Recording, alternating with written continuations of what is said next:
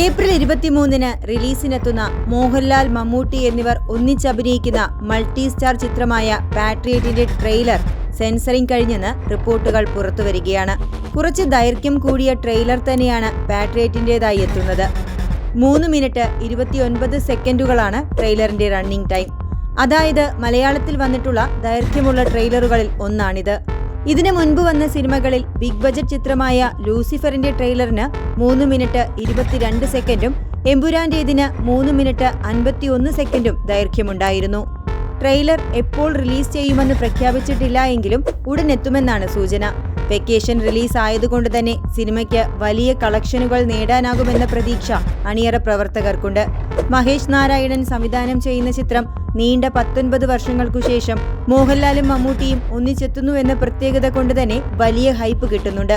പാട്രിയറ്റിൽ താൻ വില്ലനാണെന്ന് ഫഹദ് ഫാസിലും വെളിപ്പെടുത്തിയിരുന്നു.